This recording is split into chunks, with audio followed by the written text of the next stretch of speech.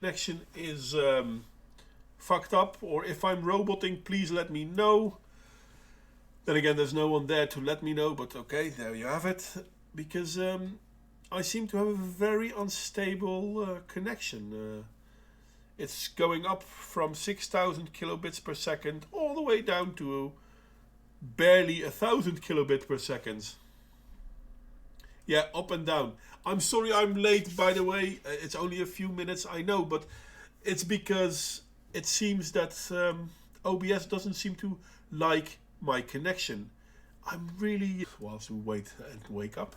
And hi there, Anxious. Hi there, Michael. And hi there, Toxic.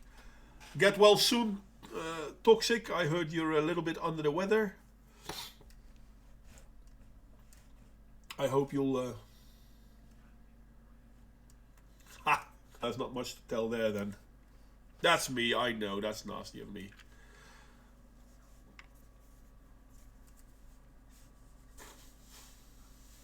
Well, I like the first 6 movies. I like the first 3 better, to be honest. Yes, but still.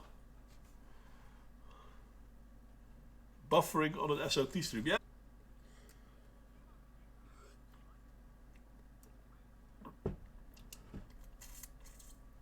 Well, I don't know what's going on because normally I have a decent stream speed. Yeah, that's what I mean. Sorry, John. It seems that they can't hear you.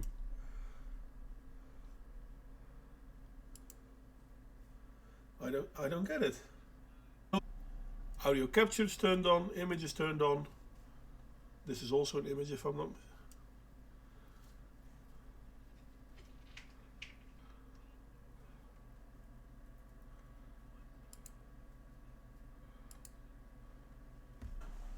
I don't go to the dash when you're in it.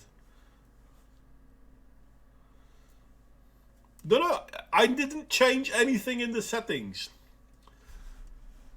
That's courtesy of Windows, it seems. But I have no clue what is going on. Sources.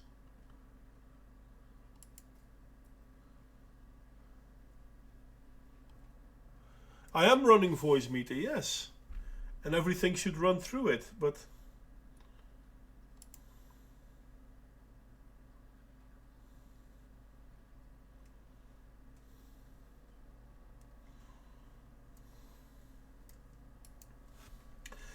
I don't get it.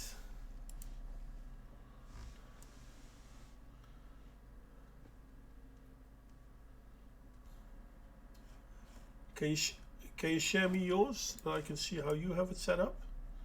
See what I.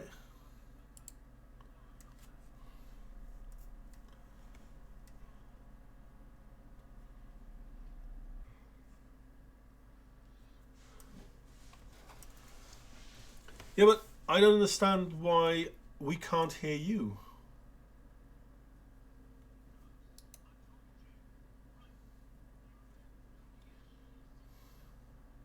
Yes. So how do I? So,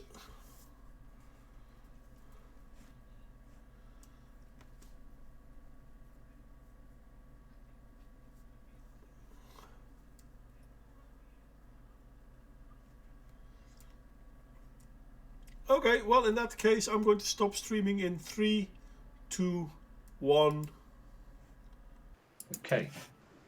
I am now streaming. Can anybody hear me?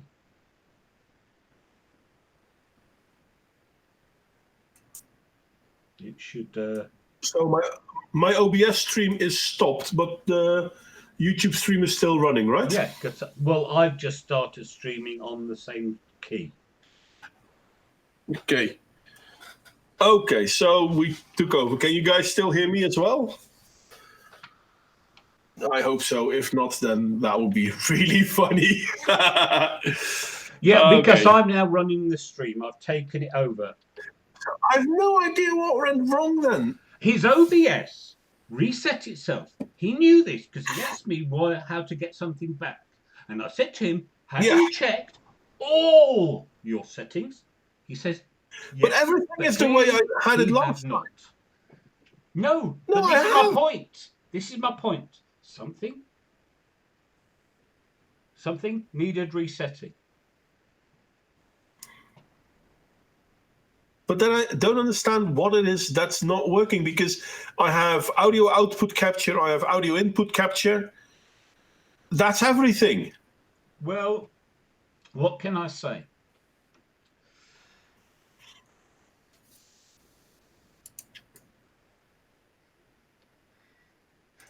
Well, it's not that I'm aggravated at what happened, Anxious Aussie. It is merely that I asked him because we knew OBS had fucked itself up for some reason, as it does on Modway's computer quite frequently.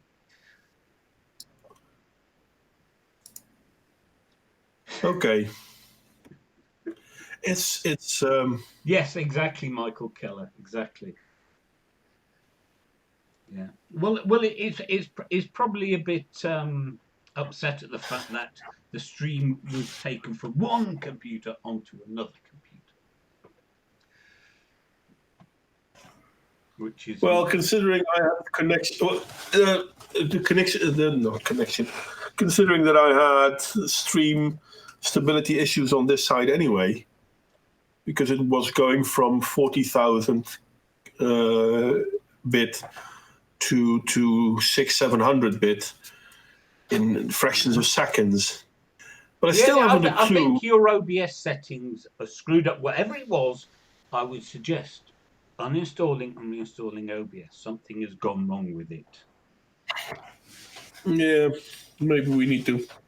Well, I think when things get that messed up, it's not functioning properly. You haven't changed anything. This I'm happy to accept, but it is not functioning as it should. No, that's true. And even when I set it up the first time, the studio mode was also changed. I have no idea why it keeps changing things on me. Well, because I do keep telling you about how shit modern computers are. It's not my computer's fault. It's the programming. That's what I said. Modern computers are. Modern software. Anyway. Good. Well, everything is working. Had an idea for the stream.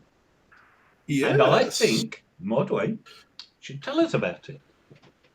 Well, basically, what happens to a society when everyone is free to self-identify and then not only being able to self-identify who or what they are, but basically forcing other people to agree with that self-identification thingy. And hi there, Paolo. So this is what we're seeing. I'm going to close my OBS, by the way. Fuck it. Yeah, of course. This is what we're seeing. Yeah, this is what we're seeing in the Western world in a very, very, very funny way. A lot of people are forcing the majority of the world, because let's be honest, that's still the case, to recognize their personal delusions, hallucinations, well, to make them real. No, I think the problem is that what you do is if you get groups of people who are indulged,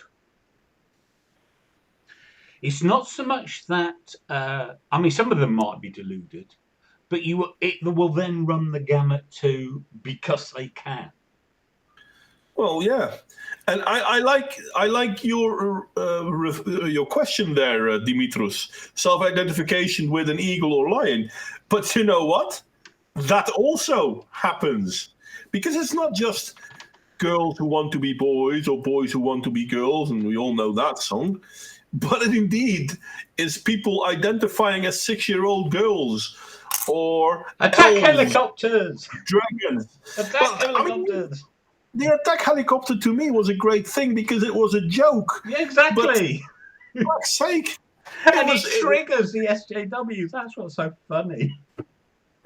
But I mean, they're triggered because someone says, I identify as an attack helicopter, but they find it completely normal if someone says, yeah, but I'm an elf.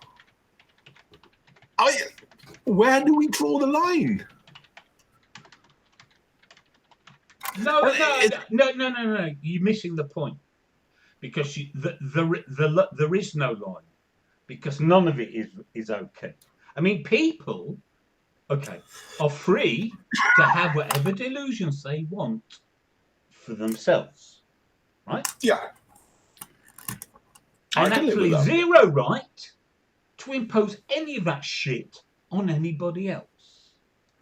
Fair because enough. that is then infringing on other people's rights, the right to go through reality as it actually presents itself, as opposed to what some deluded whack job is telling you. I mean, we used to lock up all the Jesuses at Hyde Park Corner or wherever. Yeah, I can understand that. It's somehow so amazing. I mean, the whole transgender thing notwithstanding, in the Netherlands we had a guy, Emiel Ratelband, who basically is a feel-good guru kind of guy. I think he's a whack job, but he was a rich whack job, so there you go. And he basically went to court to fight this thing called age, because he identified as a 45-year-old man, not like a 60-year-old man. And at one point, I'm happy that the judges said, yeah, that's fucked up. We're not going to play ball with you. But at the same time, it does show the stupidity of, well, I can identify with what the hell I want. Because how is me identifying as a 6-year-old girl any different than him identifying himself with a 45-year-old as a 45-year-old? Yeah, or certain people of whiteness identifying as black. Yeah. And the funny thing is, I mean, there are actually people who will find anything in an identity to claim, oh, well, I have that identity too. How? You don't have that identity just because you say you do. It doesn't make sense.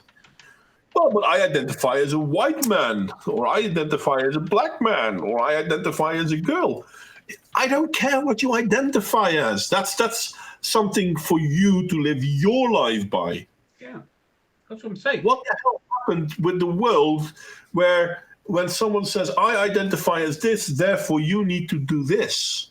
Yeah, that's exactly my point. It's I'm all for personal freedom, including the freedom to think you're a lump of rock, or a blancmange, or anything. Yeah. But the point is, just keep it to yourself. Don't insist I get a spoon and tuck in. And that's not because I don't like blancmange, though I don't like blancmange. But anyway.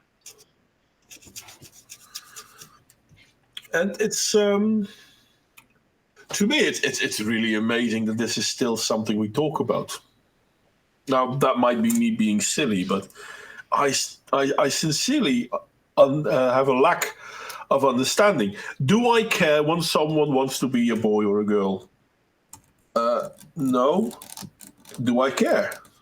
No. So what's the issue then? Well, the issue is not so much that they identify as whatever they want to identify, but that I have to agree with that. And if I don't, I'm a sexist something or other. No, but here's the thing, right, okay.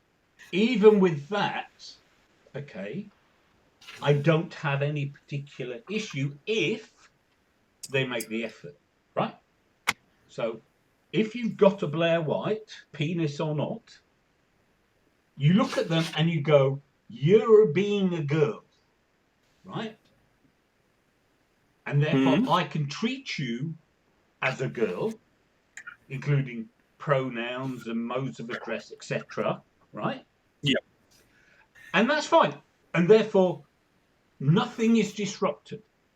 Where it gets mental is when someone says, right, no, there aren't two, okay? There aren't two. There are 300 genders, each one with its own peculiar, unpronounceable, unrememberable pronouns, and you've got to obey those.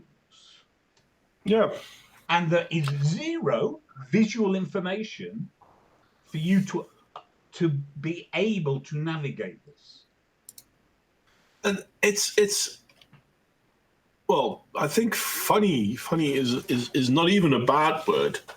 It's so funny that you have to accept the way they feel because they feel that way. Okay. Yeah, because reality is what people feel. No, but that's not how it works. Now, if you are a transgender and you are passable, which is, I think it's a terrible term, but it suits its purpose. Then if someone looks at you and starts by saying, "Good day, sir," or "Good day, madam," it's based on how you look. And then you can say, "Oh no, but I'm a woman or I'm a man." Then they will say, "Oh, sorry, I forgot. I thought different." Whatever. It's whatever. not an issue. I mean, that happened to my wife on very rare occasions.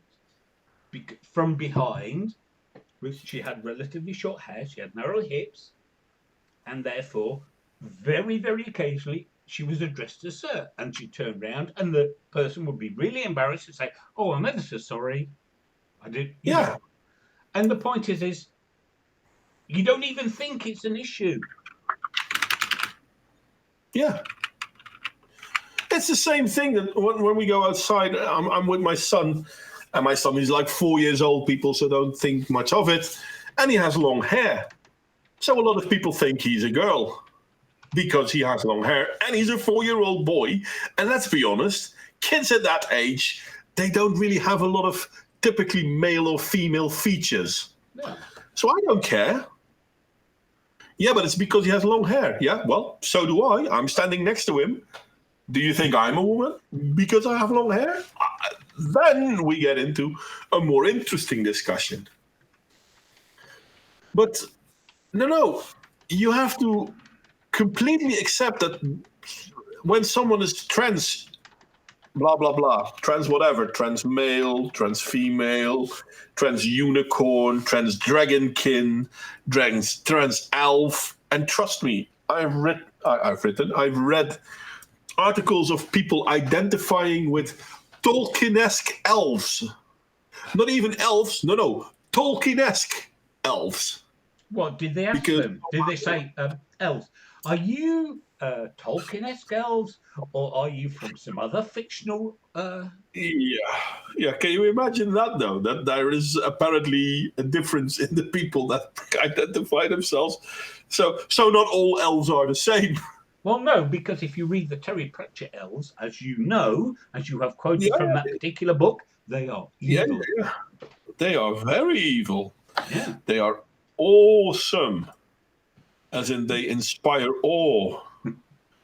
They are terrific. As they inspire terror.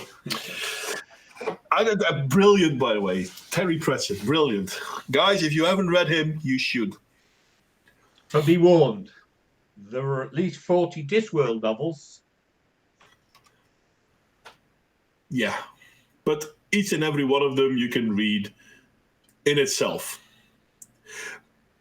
But this is the thing, though. I mean, if you are a man that identifies as a woman or a woman who identifies as a man, then you're born this way. So you can't help it. You're trans. It just happened.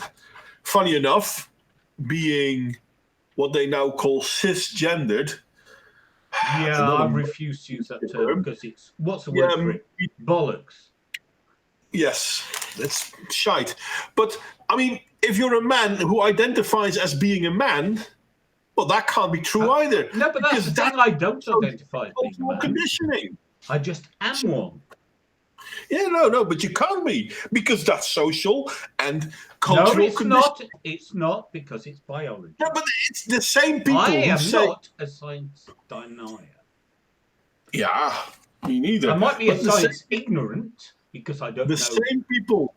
same people science, who will but- tell you that they are born that way and therefore we need to accept it are the same people who will tell you that, yeah, but it's only a social construct. And what does cis mean? Yeah, basically, no, it doesn't even mean hetero. No, it means that you if are you're a born. man and you identify as a man, then you're Yeah. a cis man. Yeah, it means your gender correlates with your sex. Basically, what 10 years ago we would have called it normal. No, But I still apparently do. it's offensive. I do. Yeah. I still do. Because I- normal just means the vast majority, and it is the vast majority. So it is indeed we're talking normal. 99.9% of the world.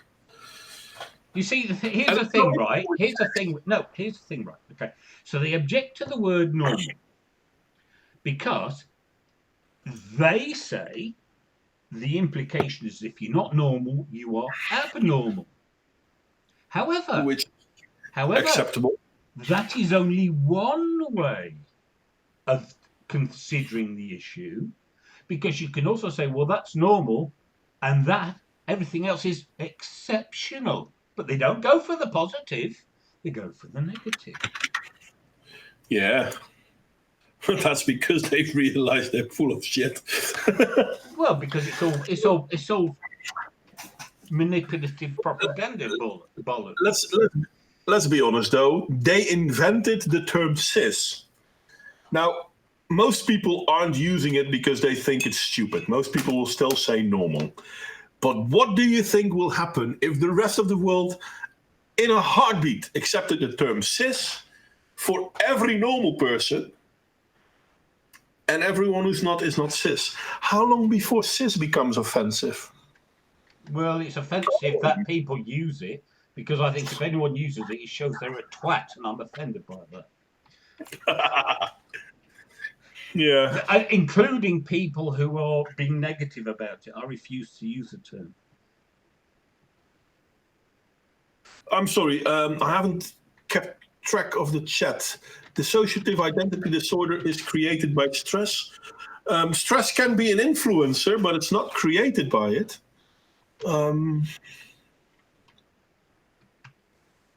Is that how it's spelled? What? Dissociative. I wouldn't have thought it'd be spelled like that anyway. It doesn't matter. I think it is. I'm not spelling. Well, it depends. Is it a medical term or is it? Yes, it is. Yeah. Yes, it is. Dissociative, yeah. How do you translate it easily? No, it's okay. And cis is an insult. Yeah, well, it's just as much an insult as normal is, to be honest. But they want to use a word so that they can say, haha, see, you're not normal, you're cis. No. Yeah, so when someone called you cis, you say, no, well, I'm normal. And that will trigger the fuck out of them, and then you can have a laugh. Yeah, that's the thing, though. What does cis mean? Cis means you're normal. Okay, well, cis is about as valid as gender itself. As gender doesn't mean sex, it means different categories in linguistics, as I keep saying. Gender is a linguistic term. It's just a linguistic term. It has nothing to do with biology. So that's funny. But yeah, no. It is used as an insult more often than not. Well, that's the thing, though. I mean, you're correct, Anxious. People will call you cis because they want to offend you, because they want to piss you off. I would say they want to belittle you, not offend you. Well, I think belittling is a form of offense, isn't it? No, but it's more specific. Okay. But they want to belittle as in reduce you. True that. Diminish you.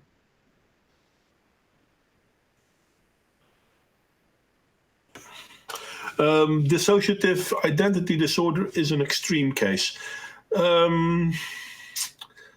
It's not really, because gender dysphoria is a dissociative identity disorder, and gender dysphoria is on a rise. It's on a fast plane to rise. I mean, rapid onset gender dysphoria is a thing, people.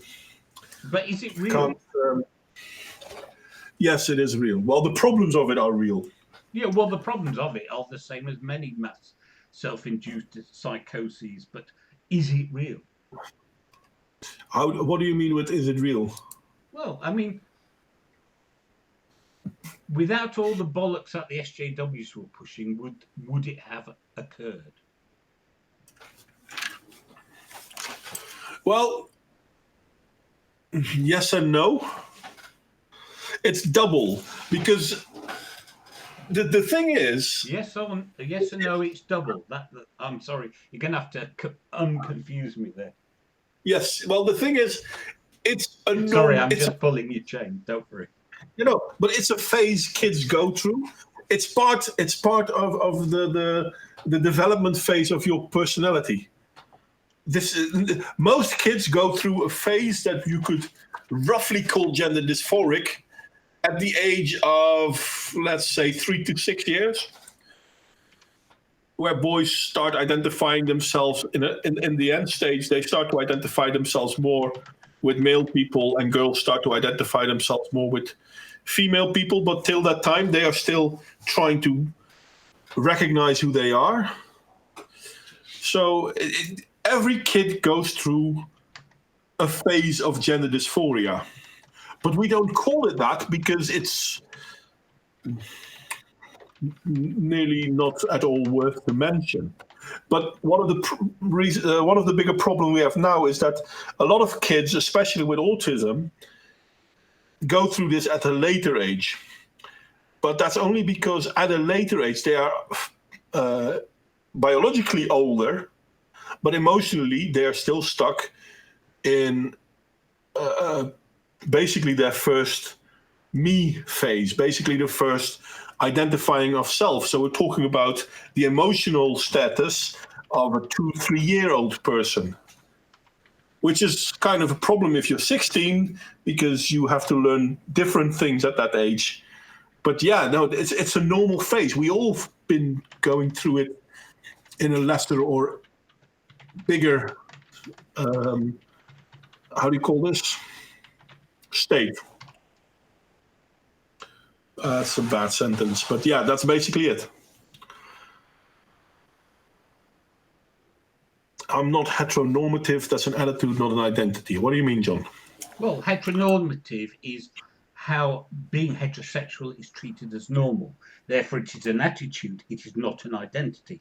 One is heterosexual, and the predominant attitude towards heterosexuality is heteronormativity.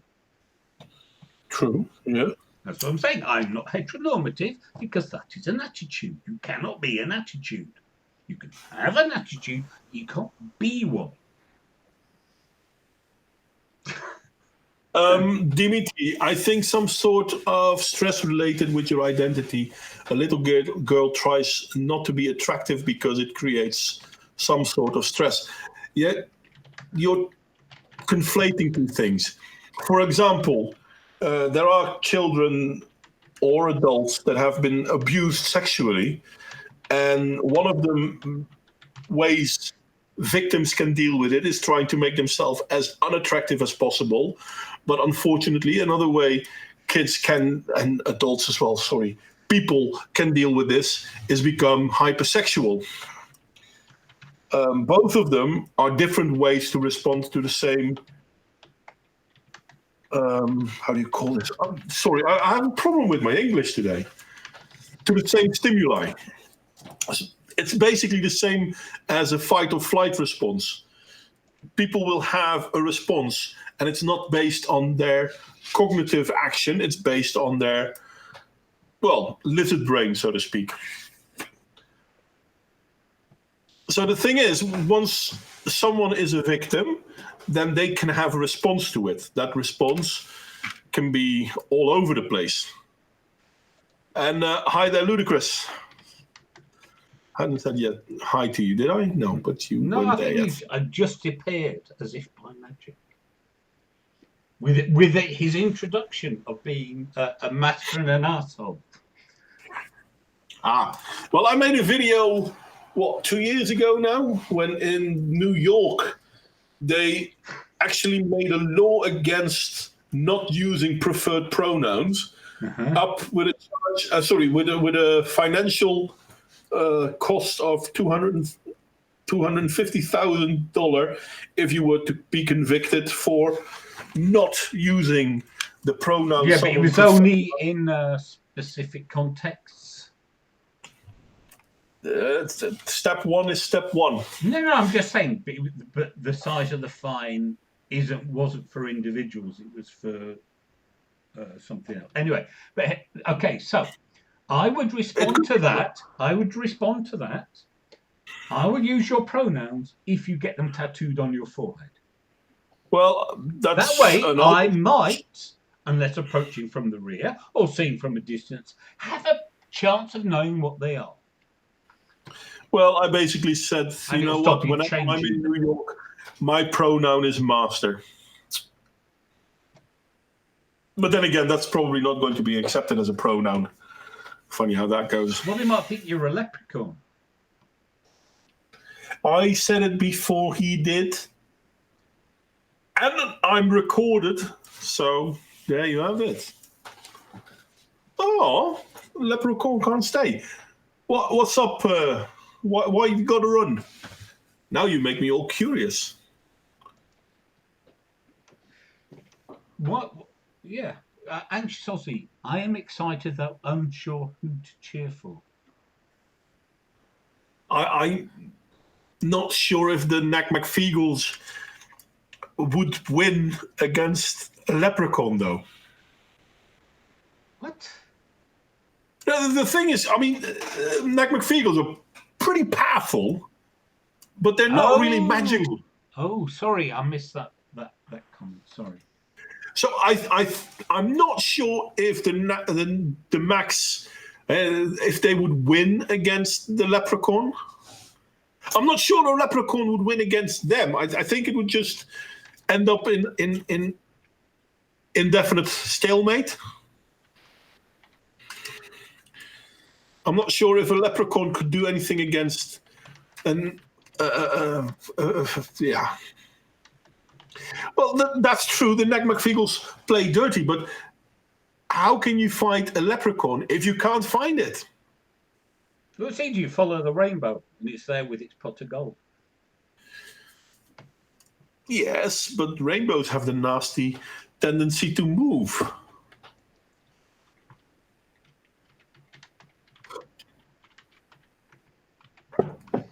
You have guests. Okay, well, real life does come first.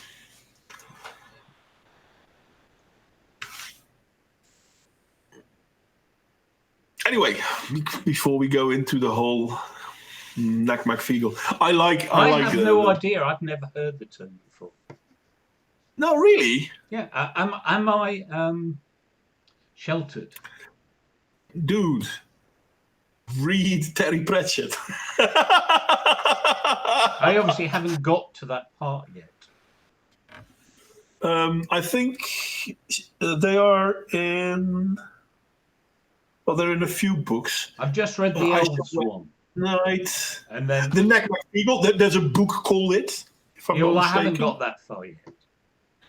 Okay. I've just read the Elves one. Okay.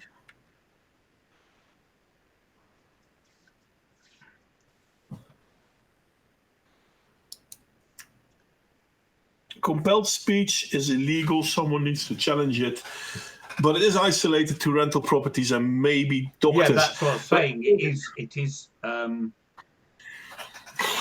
But it's still compelled speech. So once it starts, slippery slide and all that. Hi there, Richard. I agree. I'm just stating that was why the fines might have seemed overly excessive. And hi there, Nick, by the way. Well, maybe. But how sick can you be? That I mean, I think it's in the UK that a doctor got fired because he refuses to Wax a man's call. balls?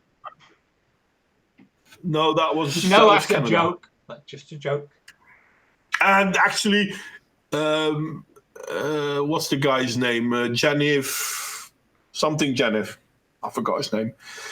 He lost in the Canadian, what's it called? Public blah blah thing. The We Free Man. Yes, that's one of the Terry Pratchett books of the Nick McFeekle. No, but the guy in Canada who wanted women to wax his balls because he identifies as a woman as well, he lost. So that's a first good step. Yeah, it was curious because when they were discussing it on Jessica, surely. Sorry, instead of Jonathan. When they were discussing it on Honey Badger Radio, they refused to call him her. Whereas normally they are actually quite respectful. The dude doesn't go for operation. All he does is wear some stuff. He's aiming at preteens and early teen kids. He's pretending that he has all these female things. He still has his dick, and he wants women to wax his dick. No, balls. No, he was balls. Definitely his balls. Well, okay. Well, I don't know about your anatomy, but that's where the hair usually is. Yeah, well. Anyway. So, yeah, no, I'm sorry. If that dude is indeed a trans, then, yeah. Well, the dude became trans after failing to get the women he tried to sue to wax him as a man. So yeah. you come up with your own conclusions on that one. It's like tried as a man, failed.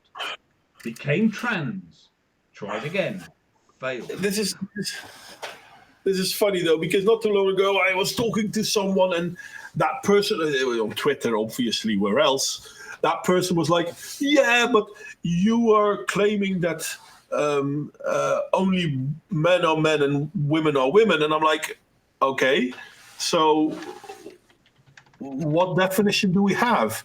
"Yeah, but that's so 8th grade biology, and there's more to the world than 8th grade biology," and I'm like, "Okay, like what?"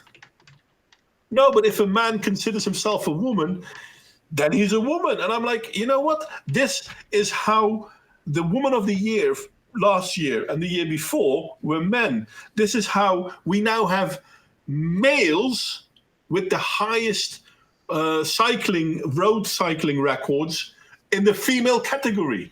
Yeah. And we can joke and we can laugh, but it's fucking happening. MMA fighters. There's a guy who started fighting as a female MMA fighter because, hey, he couldn't hack it as a man. It's not fair of me to call it like that, but it is a fact. He was a mediocre male MMA fighter, but as a female, he's top tier.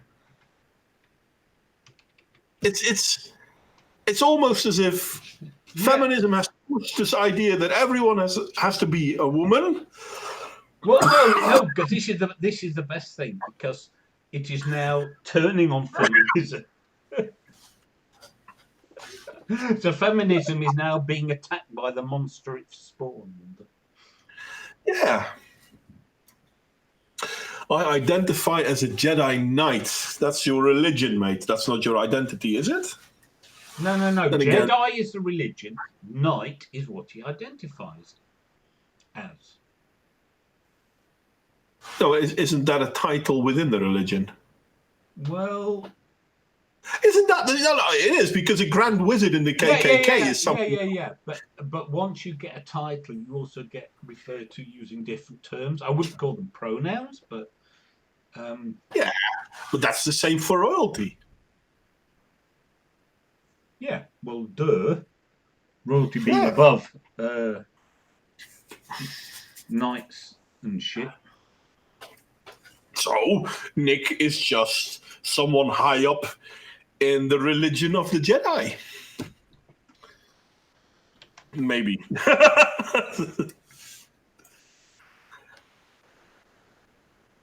Well, that's pretty much what I said, Michael Keller. Michael. I don't know why you're pointing it at me.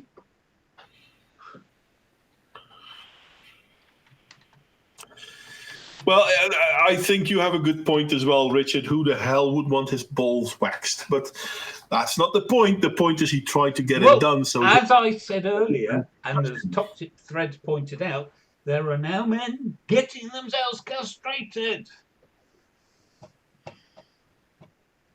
Makes having your balls waxed seem like a picnic in the park in comparison. I'm not sure. I think that with castration they will use stuff to take away the pain. Guarantee it. If you're deluded enough, demented enough to want it done to yourself, well, that's another thing because are off. Just saying. There are now people who identify as being handicapped and are actually putting themselves in harm's way to become handicapped. There's a story I read not too long ago about a guy who put both of his hands in liquid nitrogen for a long time. So they would have to be amputated, which was okay because now he can pretend to have paws. Paws? Oh, you mean like paws, as in like a cat? A dog. Not paws as in to stop motion before resuming? No. Basically, everything from the wrist down is gone. So basically, he has a stump. And this is actually a thing. People who throw acid into their own eyes because they want to be blind. Shit like this is happening. What the fuck did we do? And it's all because people want to identify in a certain way. And... okay, Nick, see you later, mate. Looking forward to your next video.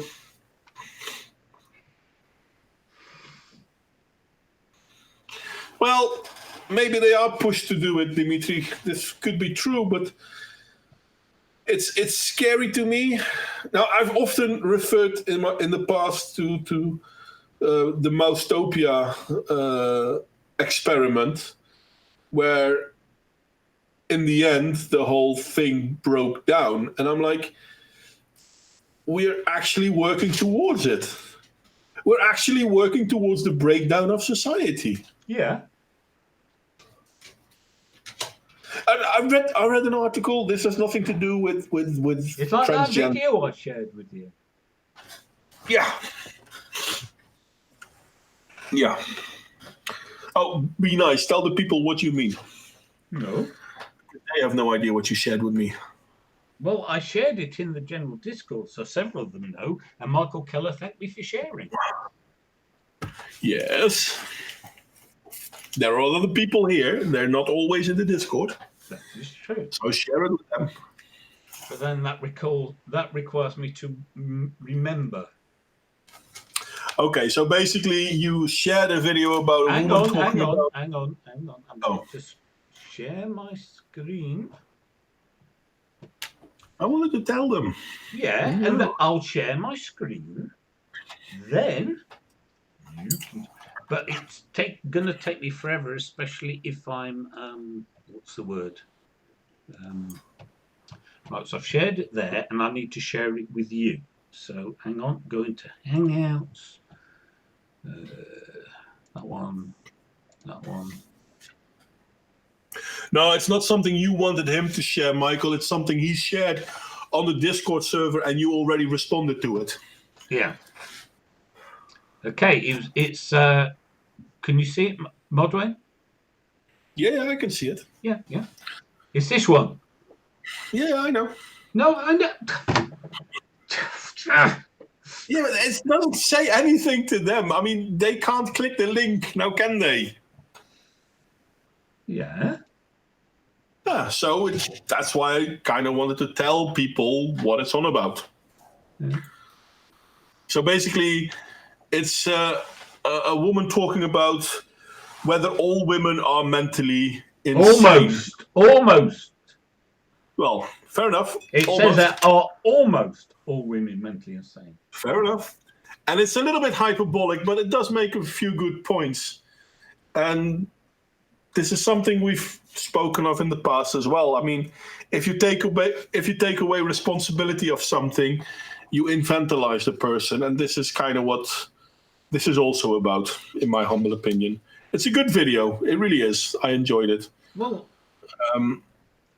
But at the same time, it is hyperbolic. Almost all women, no, not almost all women are mentally insane. Let's just say she could phrase her arguments a lot better. A lot better. The points she makes aren't inherently wrong. Well, I think the problem is social dynamics are quite complicated, right? Yeah. And the societal changes we are seeing currently are influenced probably quite intentionally by maneuvering of certain political forces to manipulate those social dynamics. And so it's like in a society, most of us just get dragged along for the ride. Mm-hmm. And so when she says almost all women, really she doesn't mean that. It's just that they're just the ones who get to play a role in this process. All the normal sane women aren't really included in almost all women in the way she's discussing, in my opinion. Yeah. But it's the things the things she's saying do make sense. It's just a little bit hyperbolic, let's call it that. Yeah. Well, I use the term apocalyptic because it is. It's like the world will end if we don't do something, or civilization will end if we don't do something. But at the same time, I do think that our societies are coming closer and closer to a turning point. And it scares me more and more, to be honest. Because I can see Antifa calling out for physical violence more and more and more. People will stand up against this because at a certain point in time, there's only two options: submit or resist. Yeah. In London, I read an article from there was three guys in London tried to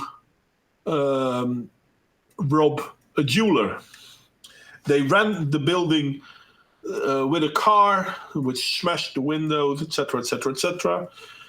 And then they ran out of the car, started smashing up things and stealing supplies. And people in the streets actually jumped one of those three guys. The other two got away, and one of them got pummeled into submission. Let's call it like that. And I'm like, this is already happening. Random people who have nothing to do with one another, are standing up against certain forms of crime because they've had enough. Yeah. Well, V shared that video. V shared that video.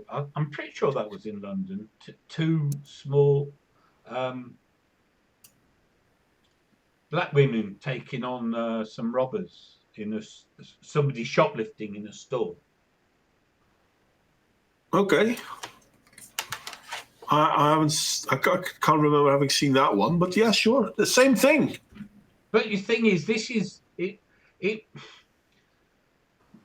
just civic pride, and it didn't used to be noteworthy. Yeah.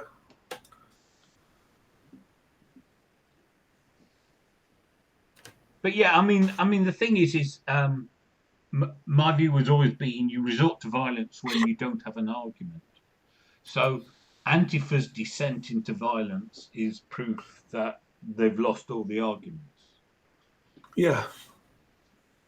And, well, we all know the last time that bunch of commies started doing this sort of thing, it led to a world war and millions of people in gas chambers. So let's hope it doesn't go that way again. I mean, let's be honest. There's two options: millions of people in gas chambers, or millions of people dying because of they're being starved by their government. Yeah. But what I'm Because those, saying is, you know, yeah, well, those are, extremism begets the opposite extremism. yeah. And it's at one point I'm like, I'm happy to see people standing up, but at the same point it does scare me because people have the feeling that their governments aren't doing it for them anymore. Because most in the authorities we authorize to deal with these things is lost. It is a good thing and the bad thing. Yeah, indeed, I'm anxious. That's yeah, the but point. the reason the faith is lost is because the authorities have literally abrogated their responsibility, refused to act when they should, and act increasingly authoritarianly when they shouldn't. Everything's inverted as in the ideologies driving these changes. It's like what again? I heard another one. Was it Sargon? And it was there's a film of a policeman again in the UK, and two Asian women, Asian as in Indian-ish, that's area, women were fighting. There's a policeman there, not doing anything, right? Not intervening, not doing his job. A man comes up, stabs one of the women in the neck 5 times. Yeah, I've seen that clip. Yeah, and then the policeman's still just standing there next to the man with the knife, not doing anything. Yeah, it's amazing. The police, but yeah, shit like that. It's not that the public have lost faith in the police. It's the police have surrendered the right for people to have any faith in them. Yeah, I mean, I have seen a video clip of a group of people protesting in I think it was London, and they were chasing off the police. Mm-hmm. And I'm like, what the fuck? No. That isn't particularly new. That's happened with civil unrest all the time. Yeah, but that's the one thing that never should happen. That's the one thing that never should happen. I mean, we can be upset with the government and all those things, and we should be allowed to speak our minds. But when the crowd turns against the police should never back down. Because when the police backs down, that means society backs down. Yeah, but equally, you've then got to consider, it's like if you're a couple of police officers and there's 100 people, you run away. You go get reinforcements. You don't play the martyr. Well, considering the amount of police I saw in that video clip. Well, I don't know. Sorry, I didn't know the clip. I would just say there can be contexts where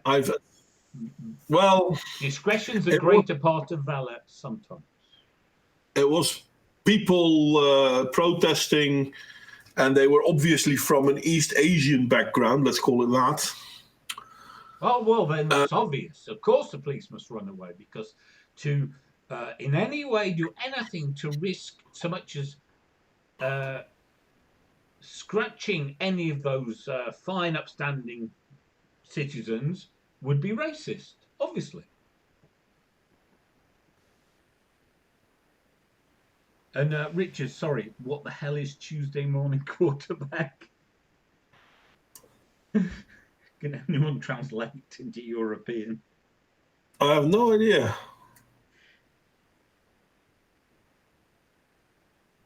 They keep throwing these Americanisms at me, and I'm going like, what on earth are you talking about? The killer rabbit. But in a way, what we're seeing with this, you have to accept my identity, and you have to accept my look on reality, and you have to live towards my rules. All those things are creating a society where people can't do anything, whilst at the same time, people are being forced to do something. Well, no, but here's the thing, right? Okay, so this is my major, the foundation of my major complaint about the way the law's changing. The way the law is supposed to govern your actions, right? And you should be able to have a reasonable expectation to go out, act in a moderate, a reasonable manner, and you cannot possibly get into trouble. Mm-hmm. Right? Yeah. But the whole new legal system, the whole new way they view crimes, the sorts of crimes they are, those who, sorry, I read it, something in the chat and it's thrown my thing. So that you can no longer go out confident that you can navigate the world. Because a thing you've been doing forever can all of a sudden be illegal. And if you ask me, when we go back to the 1950s and you hear about people writing about how they wanted to destroy society, that is exactly what they're doing, because society breaks down if you cannot interact confident that you know how to do so safely. Yeah.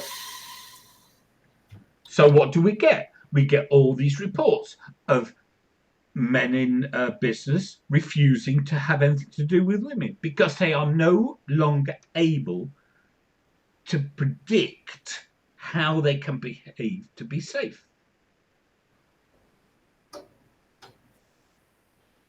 Yeah.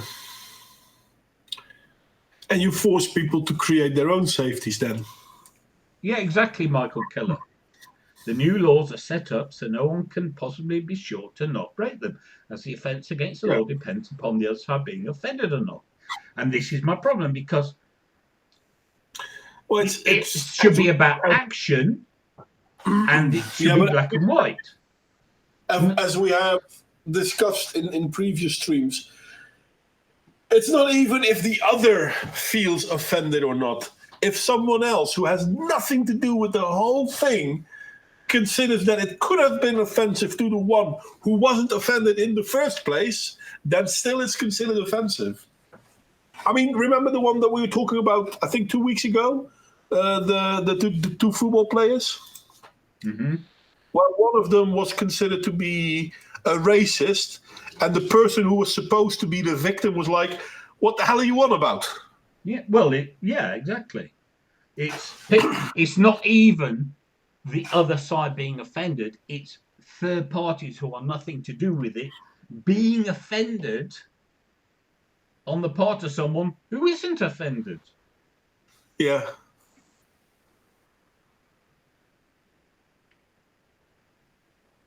Are we going off topic? I'm not 100% sure we are, because I think it's all about manipulation and social breakdown. Yeah, it is. And when it comes to things like all these genders, it is entirely about what we're talking about. It's entirely about how you can now get into trouble for incorrectly interacting with someone you have no possible way of knowing needs to be reacted to differently. And it's weird. I mean, unless you understand they want to create societal breakdown. If you understand their motive, it makes sense because that's the only thing it's good for. And I mean, they're actually using the law to force us upon this.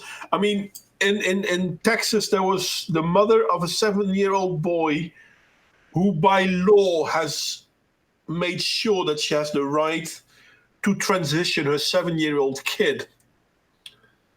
And this story in itself is bad enough as is. I mean, I don't think the law should be anywhere near this. What makes it even worse is the mother of this 7-year-old kid is a fucking pediatrician. She's a psycho bitch. That's psycho. Talk about Munchausen by proxy. And why is this a problem? Because when we talk about gender dysphoria, I've mentioned this before, 40% of them commit suicide. Mm-hmm. Yeah, I mean, well, she is committing bodily harm, physical abuse on her son. Yep. But the law is okay with it. Because the Texas judge has said, well, yep, no, go on.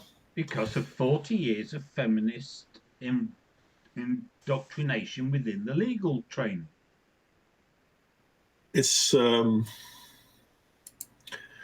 weird. It's no different from that young man in the UK getting 8 years for touching a woman on her waist. So patently insane, it beggars belief, except it doesn't beg a belief because it's real. And yet, a woman, student at Cambridge University, can stab her putative boyfriend repeatedly, assault him in other ways, have a repeated history of such behavior, and be let off by the judge because he doesn't want her to lose her future as a surgeon. Yeah. So, touching a waist, 8 years in prison. Stabbing somebody, now we'll let you off. That is how fucked up the law is. But pointing things out, no, how dare you? I mean, I'm currently, and I'm not sure if I'm going to make this video or not. I'm currently thinking about making a video about a Canadian philosophy professor. A Canadian philosophy professor. I'm not talking about the stupidest. Yeah. No, you are. Born a male, and I'll not dead name it, now goes through the world as Rachel McKinnon. And whilst being a man, she did all sorts of things. And then after transitioning, she started showing more interests in sports, which, funny enough, gave her an interesting athletic career. On October 2018, she won the 200-meter sprint for women in the age category 35 to 39. And the next day, she won the UCI Masters World Track Cycling Championship for women in the sprint 35 to 44. Nobody bats an eye that just a few years before that, she was a he. No. But mentioning this could get you all sorts of harassment. Yeah. And to me, I mean, the only thing that we're doing is we're destroying whatever our society has to placate to idiots like this. Wow. But an idiot like this can still become a philosophy professor. Yeah, well, I don't know what we're doing wrong. Well, philosophy is useless anyway. And there are subjects in which being a professor is zero.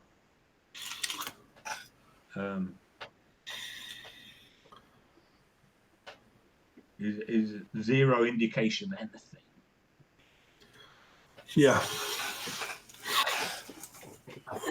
I'm a woman, hear me roar, indeed, Paolo. But you see, and the irony is it's actually the inevitable consequence of what feminism has been pushing, and so they just it's like with the sport, okay. I can't in any way be happy about it because the sports women who are losing out don't deserve to have that happen to them, right? Mm-hmm. But it is, in a wider context, poetic justice. Well, I'm not sure if I call it poetic justice, to be honest. No, because what it is we've got the trans, right? And they're turning on some of the feminists. Mm-hmm. Because the monster those feminists created is now out of their control. They have demonized men and then told men that there's no difference between the sexes, it's all a social construct. Well, Yeah. you've just created the conditions for the phenomenon that is now going to take men into all these women's spaces.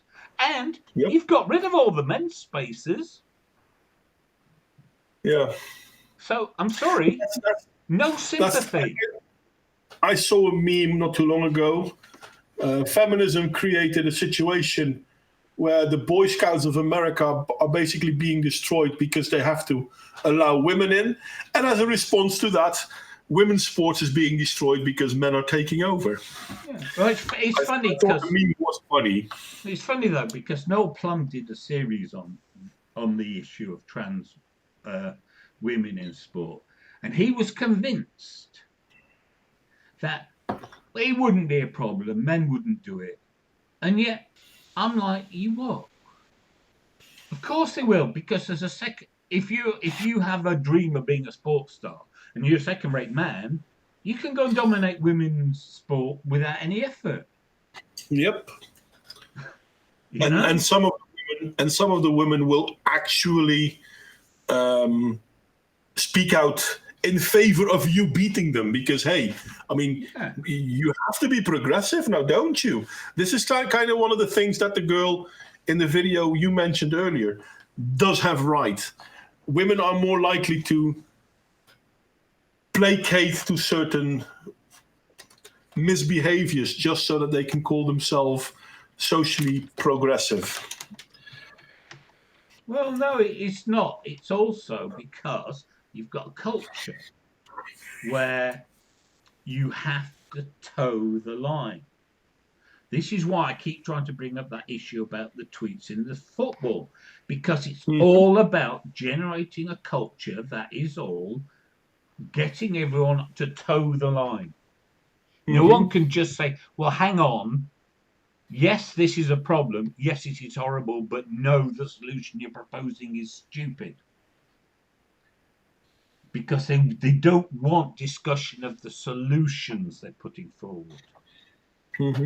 Anyway, guys, I am sorry, but it is bio break time for me. I'll be right back.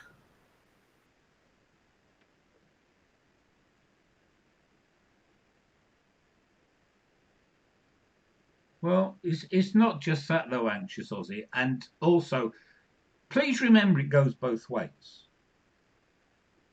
There are girls going into the boys as well. So, you know, I do get rather sick of these girls having boys in their spaces. It goes both ways. And, you know, boys don't necessarily want a girl in their communal showers either.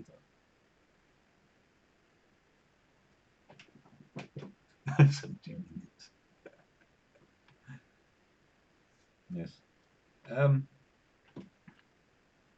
I think it's really important to discuss these issues in a sex-neutral manner. Now, you can mention the bathrooms are anxious. It's just you have to mention both. I mean, I remember, okay, so as you know, I'm old. Way back in the day, the bloody feminists, because of this toilet, you know the toilet issue. You've got two toilets. They have the same square footage.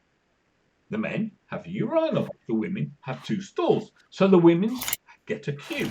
So then the pushy, obnoxious feminists were going to the men's.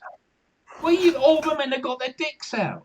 Now, if those same men got their dicks out anywhere else, those same women would be crying all kinds of blue murder. I'm back, by the way. So it's like, I'm sorry, as long as you've got urinals. No, I do have a problem with women going into the men's room. I might be unusual in this, but I do, and I've always have had, because it's fucking hypocritical. But isn't it always the case that men can't go where women go, but women can go? Yeah, exactly. That's my point. It's we have to look at this even-handed, and it's like I've heard a lot of people say, "Oh, well, men don't mind." Don't speak for me. I mind. Why should my privacy be any less important than anyone else's? Yeah.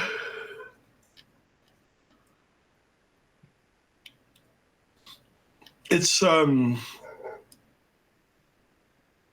that's the thing, though. I mean, we live in a society where everything is based on how people identify it. Hell, I'm wondering how hard it would be for me to get extra money from government because I have two lions in my house.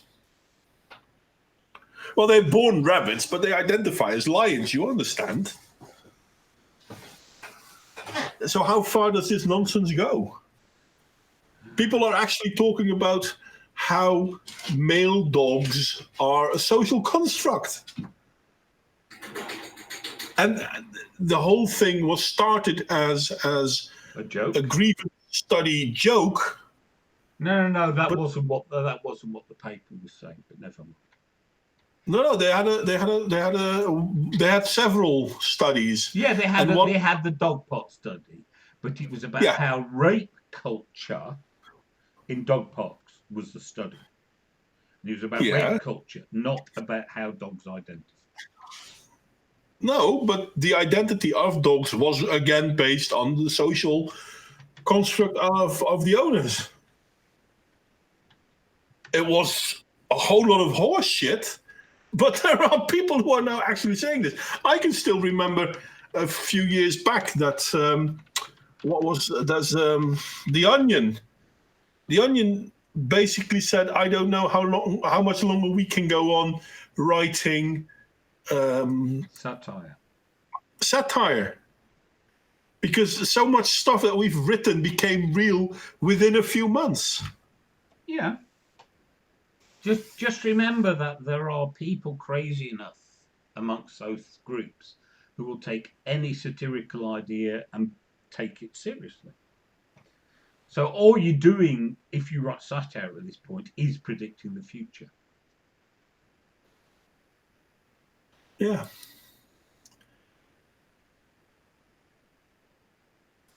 Well, the male does. The female obviously doesn't. But the male does have manes, and when they do roar at times. Now, lesser informed people might call it yawning, but no, it's roaring. But they don't make a sound while they roar because rabbits don't really make a sound. But other than that, it's roaring, I tell you. Okay. So yeah, that's Well, yeah. And you told me to beware of rabbits. Hey, yeah.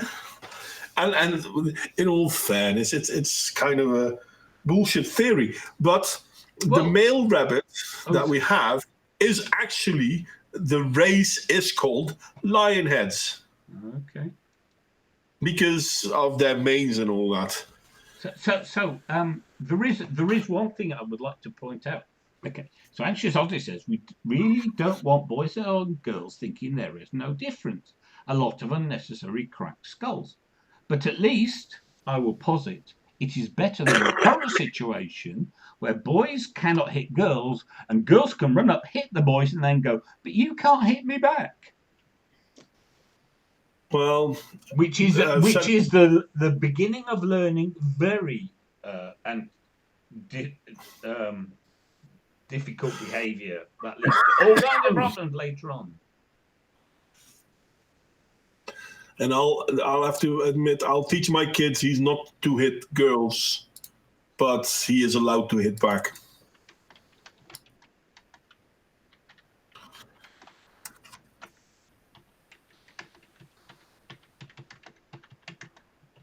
Sorry about the typing, folks. That's okay.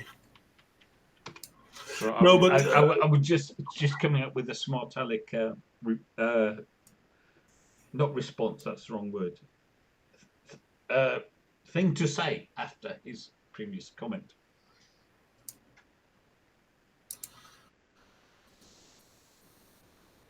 put her in a rugby scrum, she'll shoot. Well, I mean, no, but no, okay. In a rugby scrum, you put your hand between the legs of the player in front and grab onto their shirt. I did not know that. It's how the scrum binds. Okay. As I said, I did not know that. Thank you for sharing. Well, I'm just saying, it's like... No, I'm serious. Yeah, I'm just saying. So it's like, yeah, she'll soon learn to not want to play with the boys if they keep putting their hands between her legs. Because, I mean, I when I used to go out, you could find me in the pit. Yeah, metal concerts, punk concerts, you could find me in the pit. Fair enough, that was what I enjoyed. There were women in the pit, but on average, men were more careful when it came to them. Doesn't mean they didn't let them partake, but they were just a little bit more careful. I can understand this to be the case in the scrum as well, but I can also understand that there are women who would go into the scrum, just like they went into the pit, to be one of the people. I would say one of the boys, but hey, that's so unfair or something like that. Mm-hmm.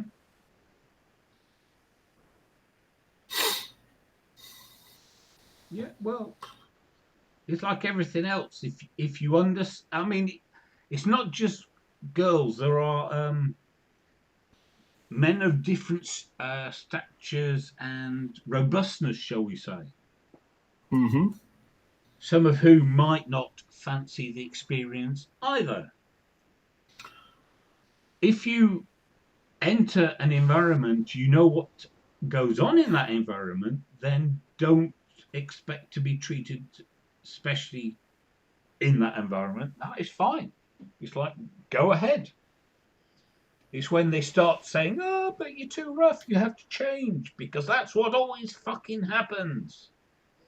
Yeah. And it's not helping anyone.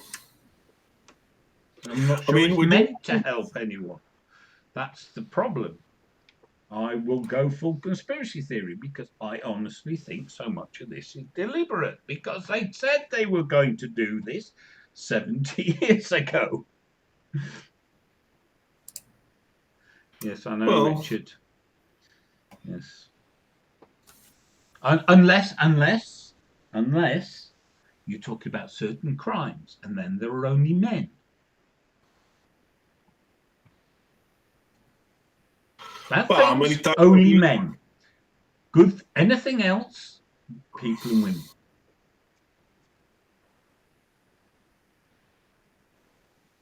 But how many times have we heard stories like that? I mean, women don't do anything wrong.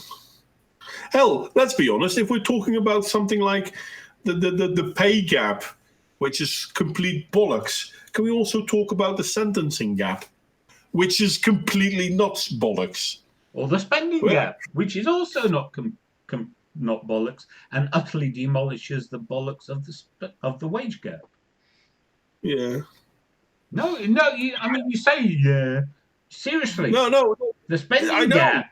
I've been trying to raise this for 3 years. The spending gap is directly to the point of the wage gap, and is much more important. The only response you should give to it on raising the wage gap is, what about the spending gap? Where do they get the money? The empathy gap. Don't start on Well, the that one, empathy Michael. gap is also,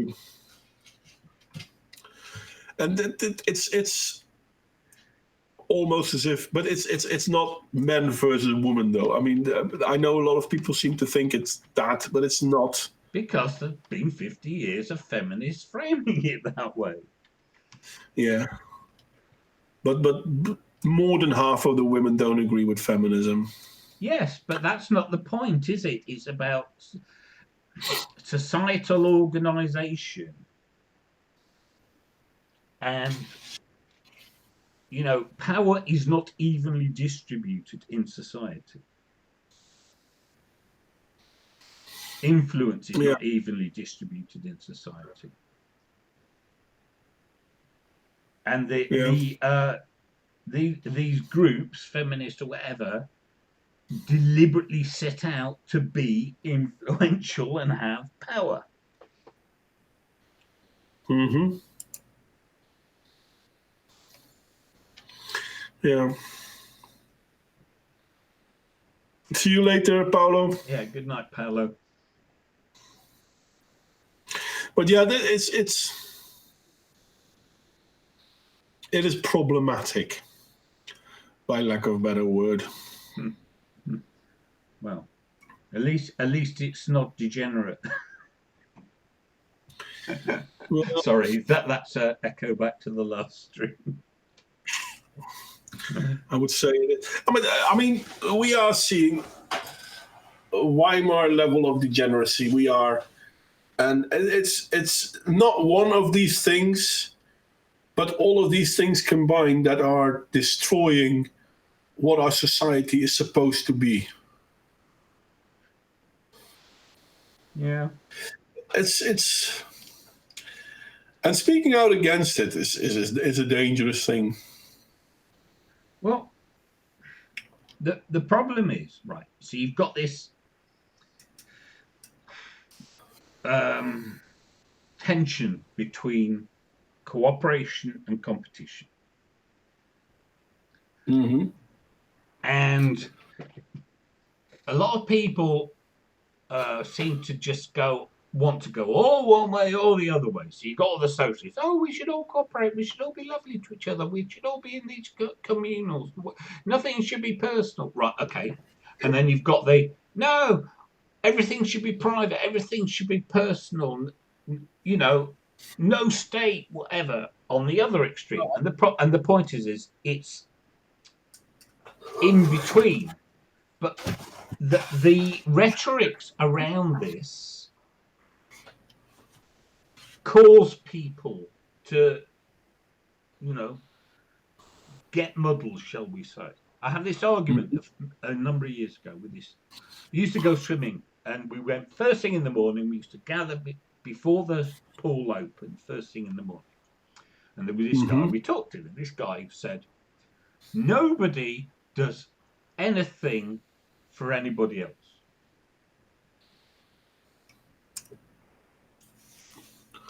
Well, we're getting into a society like that, that's for sure. No. But he just thought this was a thing. Nobody ever. He basically didn't believe in altruism. But the point is altruism is an evolved behaviour. It has sound, practical value.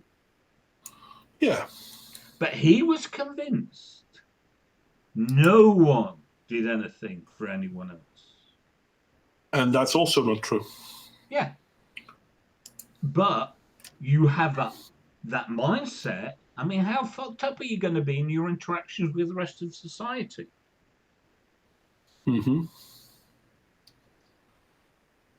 And oh, sorry.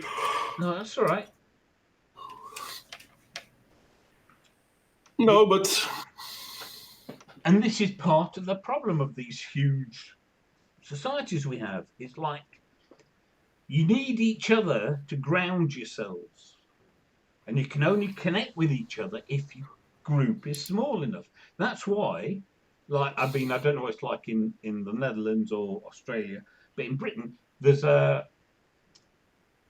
a notion of village life.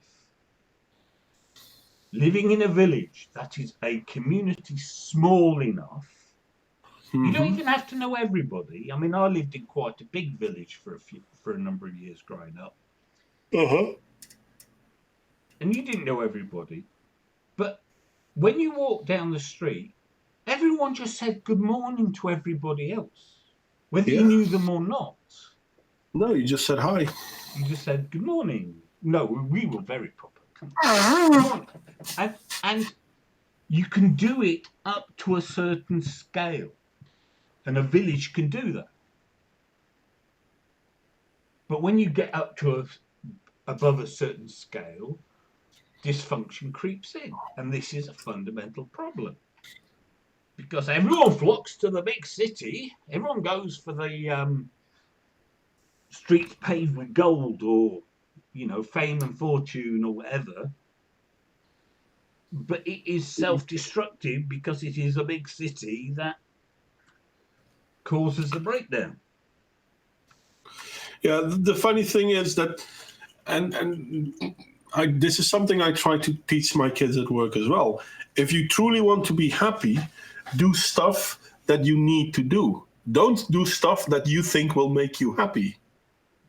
Because doing stuff that you think will make you happy will make you feel good at that point in time, but that feeling is empty. There's not much left. But when you do stuff that you need to do, you're actually satisfied that you did the thing you had to do and you did it. And this will create more happiness than doing the thing you want to do. Yeah. Yeah. Responsibility is far more pleasing than people seem to give it credit for, which is funny, but yeah, there it is. It's the old saying that you should have what you need, not what you want, because people are pretty shit at knowing what they need. That's a sad fact.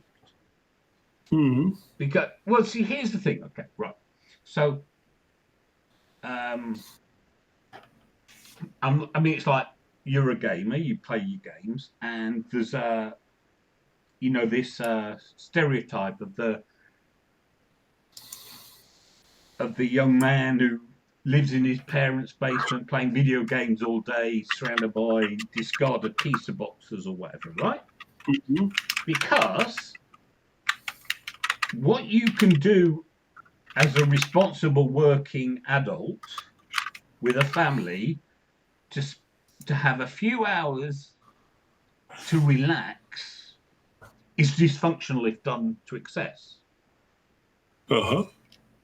True. So, but if you like playing video games, you might be tempted to think, oh, if only I could do this all the time, because that's what you want, but it's definitely not what you need. Yeah. Because we get attracted to the things that relieve the stresses and strains of ordinary life, and then conflate that relief with what we actually is good for us all the time. Mm-hmm. Especially if you don't have the requirement of earning a living and so forth.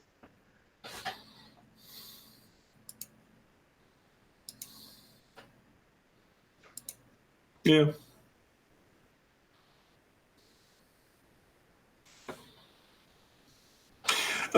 What about biology and instincts? Adopted kids always feeling out of place. Adopted kids are usually the feeling out of place bit is a little bit different. Some kids are not. But then again, I guess non-adoptive kids can feel out of place too, but it doesn't get the same attention. Therefore, it always seems that it's only with adopted kids that this is the case. So I'm not really sure from my limited experience that this is at all viable.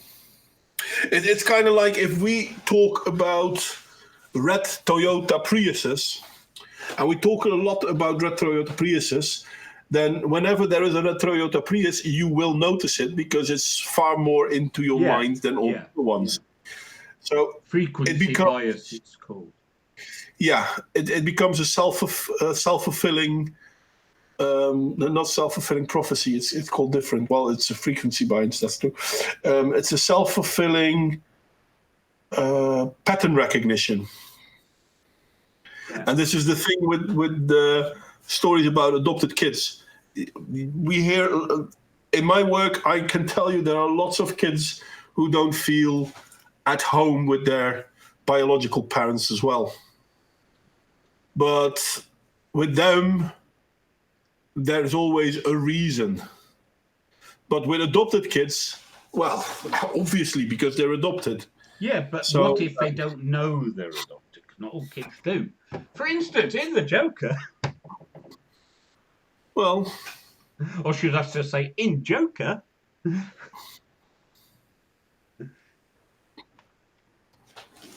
Sorry, I haven't seen the movie yet. I probably will download it or something, I don't know.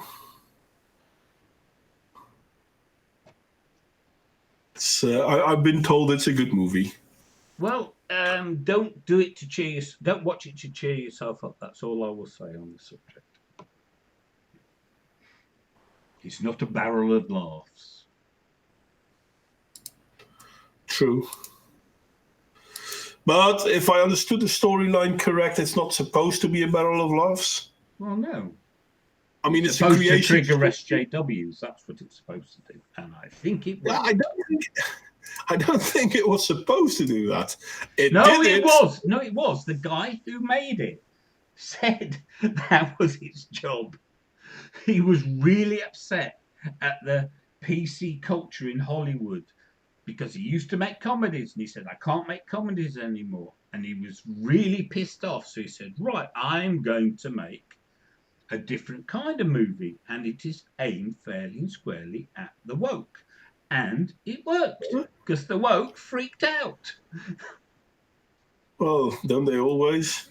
Yeah, but, you know. Thanks for the endorsement there, Michael. And I will. All in due time, but I will. No, but that's simply something really wrong, because, and we started off by people forcing the world to see them as they self-identify. And at the same time, these people push the idea that everything that isn't the way they want it is only because of social or cultural conditioning, not recognizing that social conditioning, if you want to call it that, is the product of more than 200,000 years of evolution of men.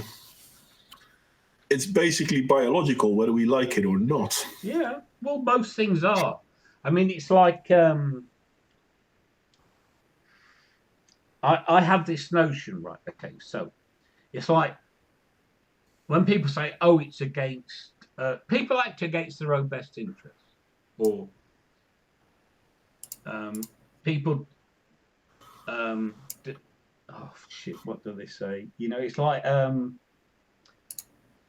people. Oh, what was shit? There was something that was today I was saying about this. Do you remember? And it was oh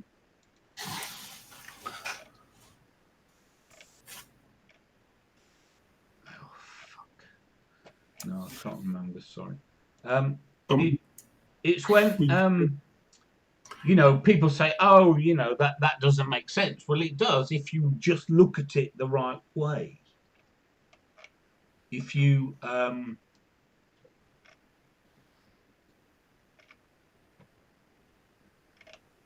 if because we don't have single needs, single wants, single desires, we have multiple. And the question is often you just have to look at it in a different way, and then it makes sense. So if things don't make, the choices people make don't make sense, it's because you don't understand their priorities, what they're deciding upon. Mm-hmm. Yeah. It's I'm I'm trying to find out how to call it because it has a name.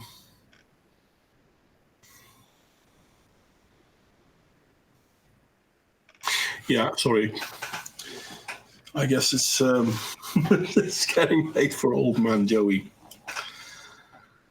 Oh, sorry. I'm just really annoying because it's like I know I was talking about this and then I can't remember. Yeah, I remember we talked about it. But Neither of us can remember what it was.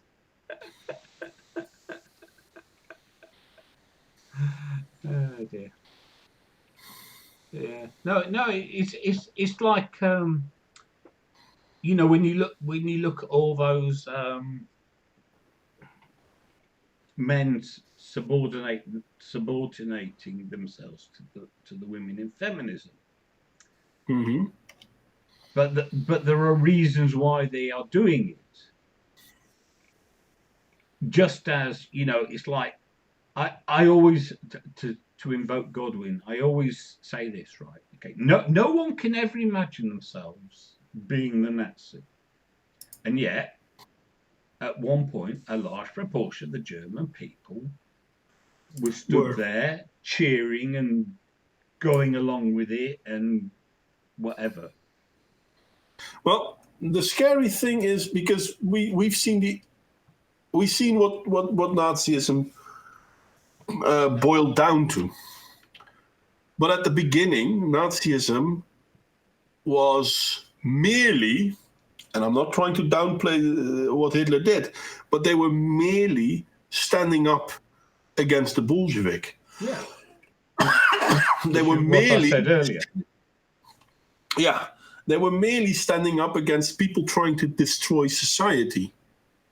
Now it went from one authoritarian to the other authoritarian, so I'm not in favor of that. Yeah. But that's why I'm so scared of what's going on now. Well, that's exactly what I said. That was precisely the point I made earlier, that extremism begets the opposite extremism. That was precisely my point. Obviously, I was too subtle in how I explained it, because that was the precise analogy I had in mind. That, yes.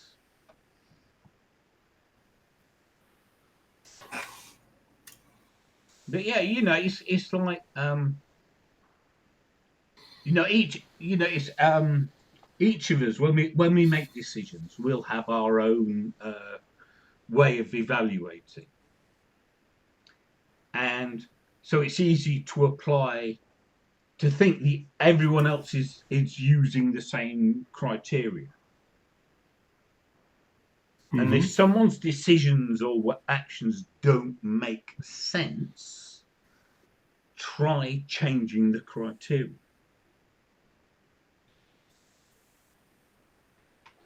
Yeah.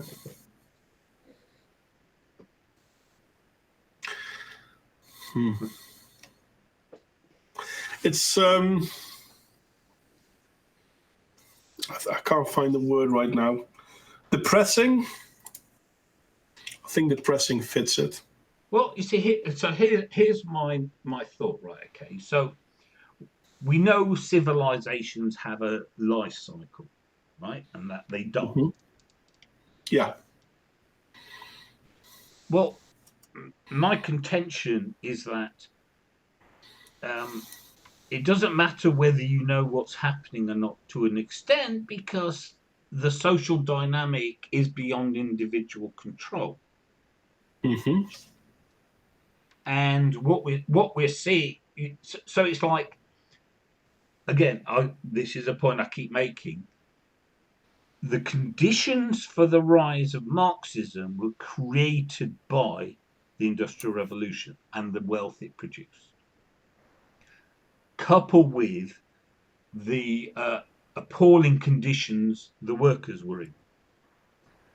a fatal combination. So you had something that produced a lot of wealth while simultaneously causing a lot of misery and poverty. Now,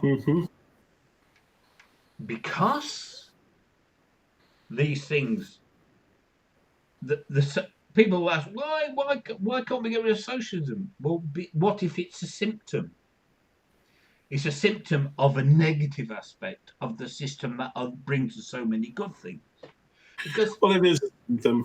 That is true. And because a system can have many side effects, and you could say, oh, well, look at all the good things, yeah, but you can't ignore the bad things. And the reason why the socialism applies is because the fact is there's still inequality. There are still people living relatively shit lives, and there are people who want to find a solution, but there isn't one. Certainly not a simple one. So what they do, they find an appeal in ideologies that tell them, oh, but there is a simple solution. You just have to fix this problem. Yeah. The fact that fixing that problem has nothing to do with it and will just make things much, much worse.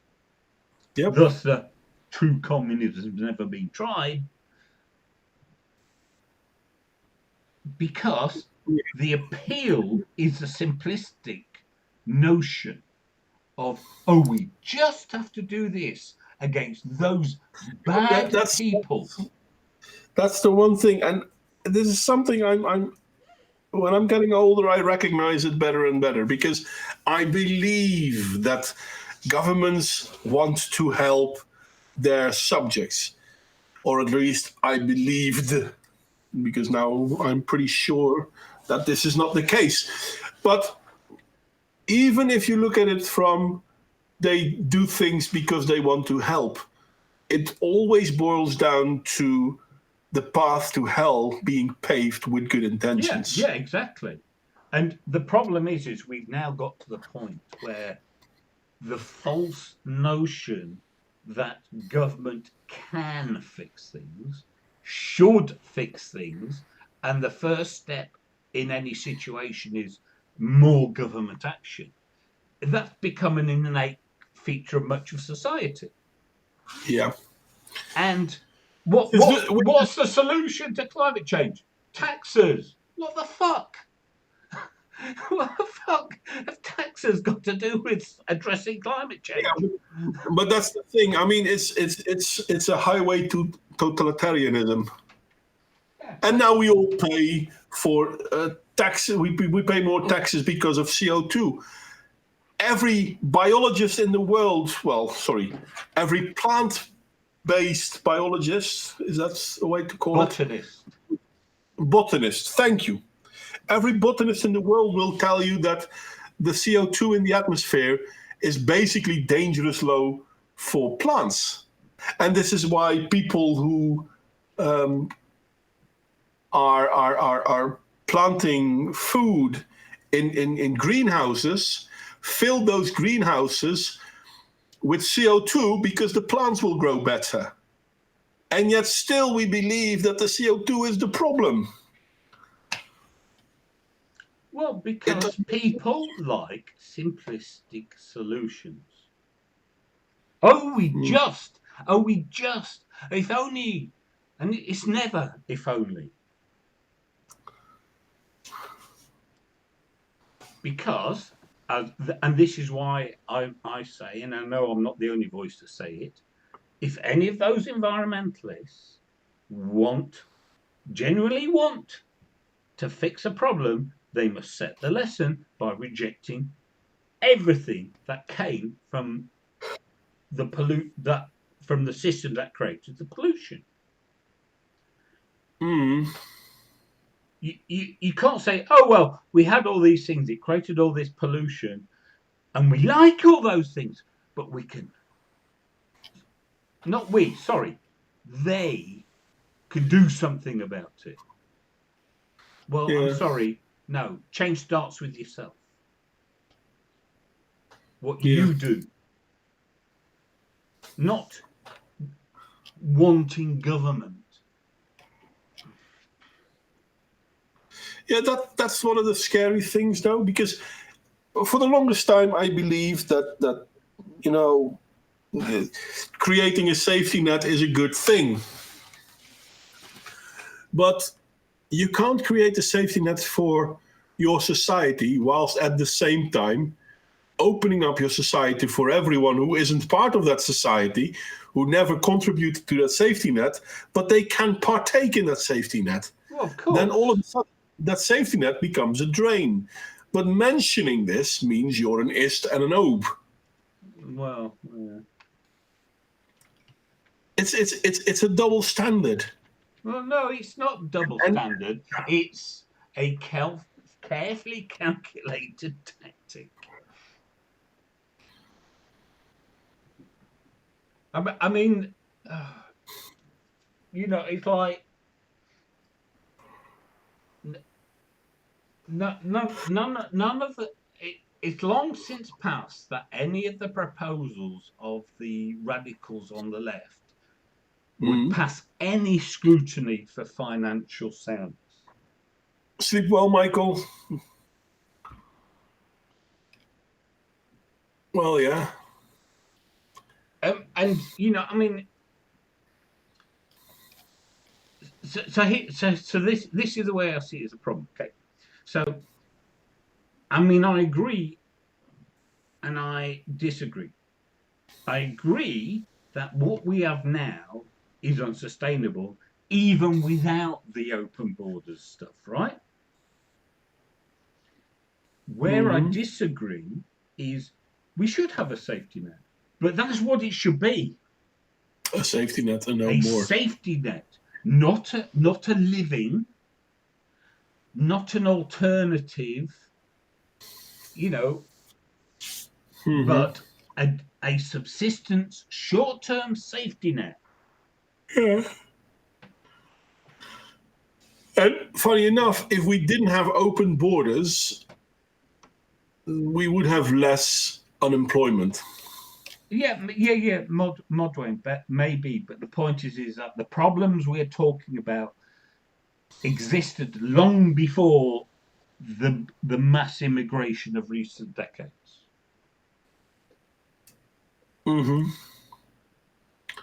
Yeah. I mean, the are actually separate issues.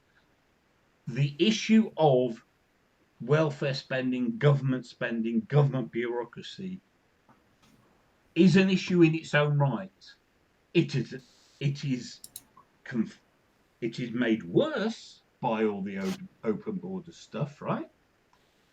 But it would still exist anyway. Still needs to be addressed in its own right. Closing the borders doesn't make things better. It just defers the collapse. Yeah. Yeah.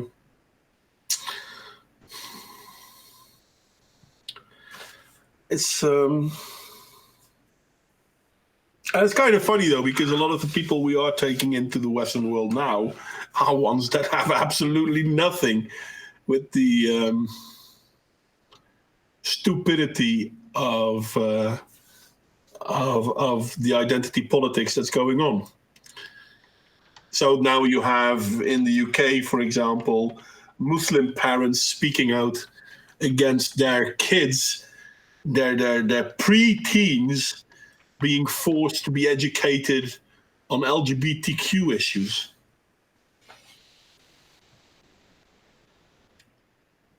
It's so weird.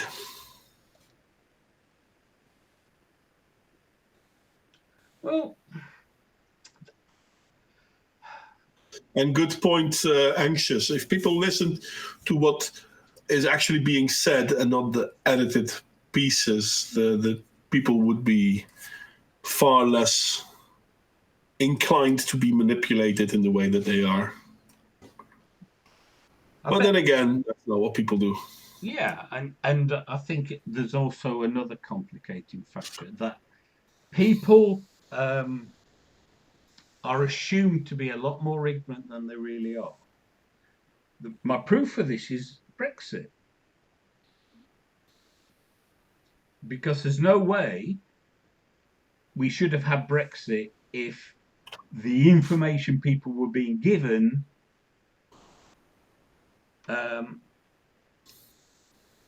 was all that they had to go on. But people are far more aware. It's just that usually there's the system, as I say, the British system, for example, was designed to be resilient against being undermined, on the assumption that the people running it were the right sort. Yeah. Now we have essentially a new class of people with a new set of priorities,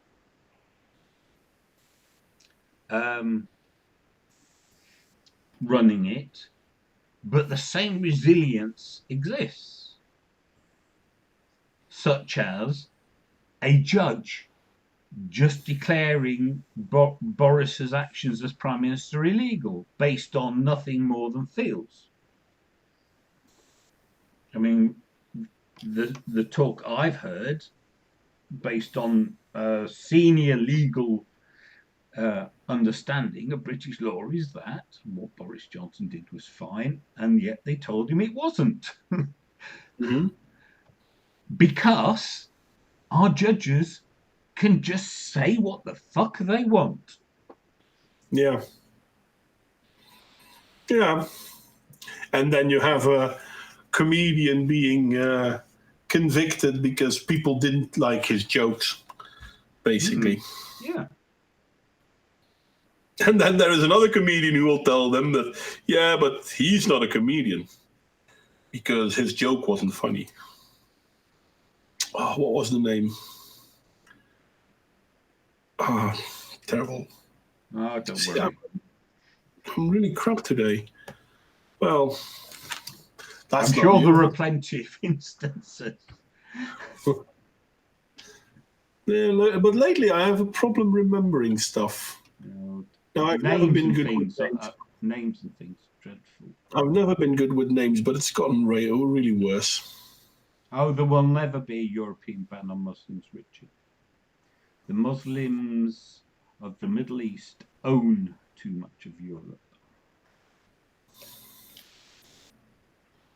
Well,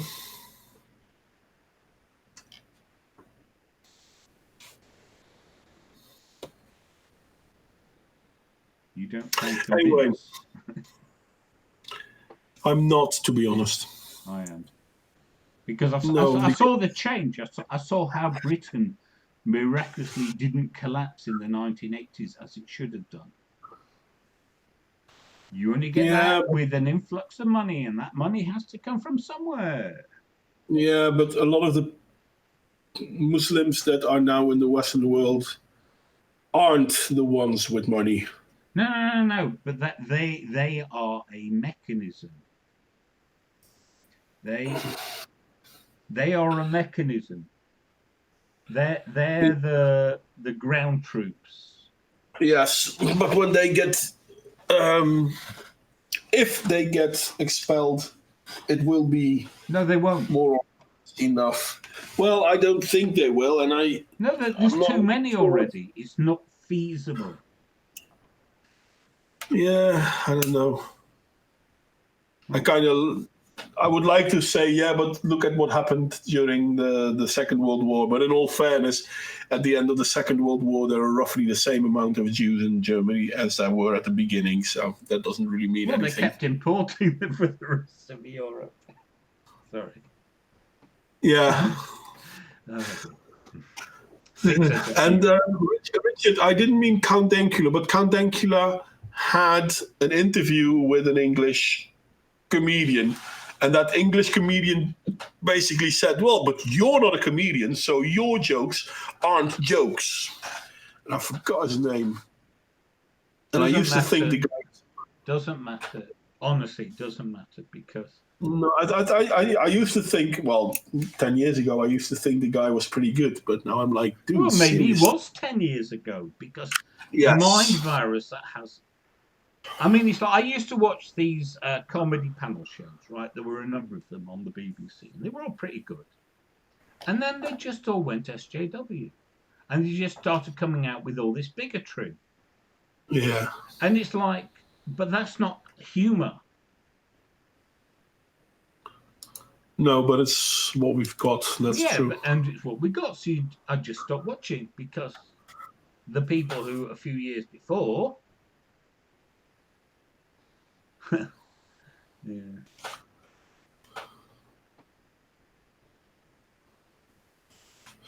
Well, yeah, there are. I think Portugal. There was a village in Portugal where they wanted to build a mosque, and people just on the building site buried a dead pig, and that was the end of it. hmm. So yeah, spray painting the streets with pig blood will probably do a lot of good. It might get people sick though. Nah, you just empty out the fat from a chip shop. Yeah, but most chip shops don't use pork fat anymore. Well, they bloody well should. No wonder chips don't taste the way they used to do. True that. Still, the chips I have usually come from the Turkish kebab shop, so they're probably Muslims. Oh dear. They're nice people though. Oh, there's good people everywhere. That's not the problem. Problems are the bad people. Oh, of course. But no, I mean, when the terror attacks happened in London a few years ago, there was the Westminster Bridge and I forget what the other ones were, plus the Manchester bombing of that girls' concert. And Ariana Grande. yeah, whatever, don't care. And and Well, the worst. Oh, go on. I Sorry. was on Minds, and people would go, "Oh, you got to deport all the Muslims," and I'm saying we can't. For a start, a lot of them are British. They're third, fourth generation. And they said, "Well, why are they here?" I said, "Because our governments for In its 70 years instability. invited them. Yeah. They're here because they were asked to be here. You can't then turn round and tell their descendants they're no longer welcome because they are British. You can't have a concept of nation and then who your enemies are trying to destroy and then relinquish it because you're upset at something." Yeah. It's like, no, it's not practical to deport 2 million Muslims or whatever. They're here. You have to find a more, much more practical and concrete and subtle solution than, you know, merely pointing at them all and going, "Oh, get rid of them all." Yeah.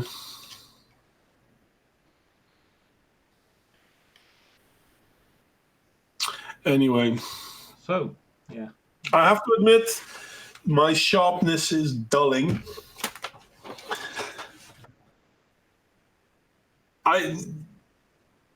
Yeah, I haven't used lard in decades. Then again, you don't get it as easily anymore. I used to use olive oil, but now I use oven chips, but in an air fryer.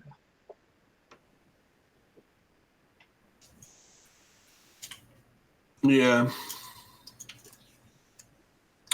And whether we have more to worry from the Chinese, well, that could be true. I think we have more to worry from our own governments.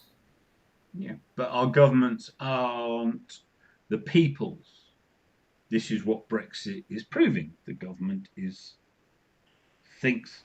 You see, and this is the irony, because it used to be the country belonged to the monarch and the people were subjects of the monarch.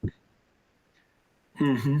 And we try to alleviate that by being citizens, and the governments and the movements are now going, nah, we think you're better as subjects. Just do as you're told. Yeah. Yeah, well, I'm afraid it's not the government's job to stop her leaving Richard Bear. It is the father's job to stop her leaving. And if he can't, he could have alerted the authorities, because she snuck over the border from Turkey to Syria. At the same time, though, it is the government's job to restrain her from getting back in, because let's be honest. No, but that's not what he said. He said to stop her leaving. Yeah, no, it's indeed. But that's not. No, I know, but you're not making a point addressing the point he made. And it's 1:30 a.m. here. Anxious. Usually we start at 11:30 a.m. my time, because usually I work till 11 o'clock in the evening. But I've been homesick for a while, and homesick? But you mean home at home sick? At home sick. Homesick means you're away from home and sick to return to home. Well, you come back at the moment I'm going to say let's call it quits because I'm too tired. But welcome back, Toxic.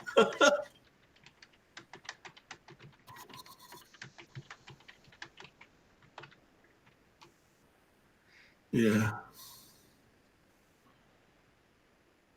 A lot.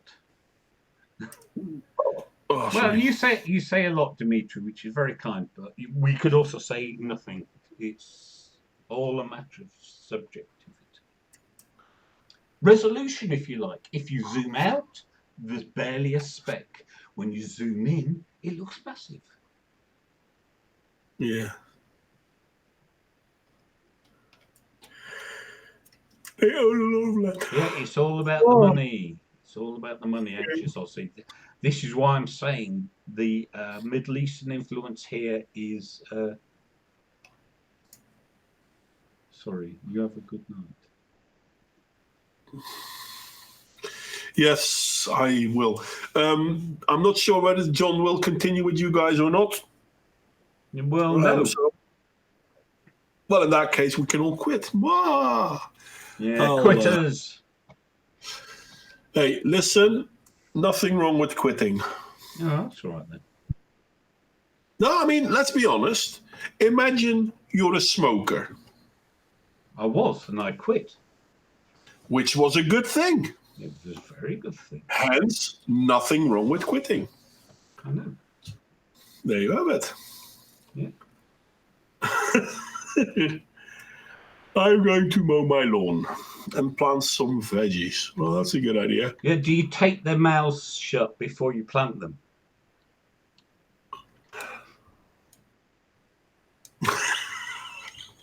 My brain just got the joke. But don't plant vegans, they'll poison the soil. But he's not a boomer. No, he's not. No. Dude, you're not allowed to make dad jokes. You're not a dad. Yeah. Then again. It wasn't a dad joke. Dad jokes aren't sick like that. Yeah, they are. No, they're not. They can be, depending on the age of the child. Anyway. Yes. Oh, sorry. Well, have a lovely day, Anxious Aussie. Have a good evening, Toxic Threads and Richard Bear. Yes, and thank you all for joining us. And Dimitri, I'm not quite sure where you are. So whatever time you have a night, whatever relates to the time where you are.